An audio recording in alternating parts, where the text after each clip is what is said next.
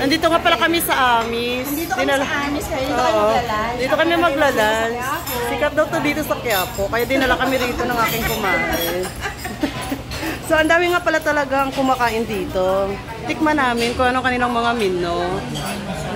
Masarap sa Japo ba, Mother? Hindi kayo magsising. Lagi po ba kayo dito, Mother? Basta nagsimba ako ng Quiapo. Okay. O, sige. At saka mura lang, affordable lang din siya. Yun, mas malaki. May PWD, malaki din. Okay. O, sige. May discount pala ang PWD, kaya makaka-discount tayo. Sige. Order muna kami, ha, guys. Mamaya i-flex natin. Broccoli daw. Yung beef broccoli. Broccoli dyan na may shrimp. So, siyempre, hindi namin alam kung anong orderin. Kasi kung tutuusin, ano lang naman siya. Ordinaryo lang naman ang mga menu. Pero sabi nila, masarap nga. Kaya, hayaan natin yung mga expert ang pumili. Diba? Hintay lang kami kung ano kanyang orderin. Ayan na yung special. Ang gagawin dyan, uli na ilagay sa plate. Para uli na. Sarap? Yan yung tinatawag nilang shrimp rebusado. Shrimp, ulok lang dito. Shrimp. Oo, yan. Sarap? Namit.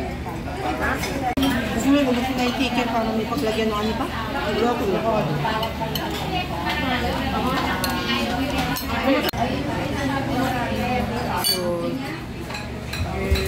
Napakasarap ng kanyang higop, ng sinigang na shrimp. Hot pot. Tapos ito guys, dito kami na-intriga kasi sabi namin, broccoli. Tapos dumating dahon. Broccoli leaves pa lang nakalagay. Sorry naman. Hindi nagbasa. Broccoli. No, it's not broccoli. Broccoli, dapat ang pronunciation. Ito turang to. Pang high-end na ito eh. Pang high-end na restaurant. Gusto ko yung crab. Masarap. Sarap? Hot pot? Ay, talaga naman. Oo, pag ito kasi kasama ko nagsalita ng masarap. Masarap talaga. Kasi ako lahat masarap kahit hindi masarap. Pag mga... Meron na kami kakainin pag mag-isip pa kami ng Quiapo. Yes. Pag naligaw kayo dito sa Quiapo, punta kayo dito sa Amis. Ano lang ang masarap? Oo, mura na. Masarap pa.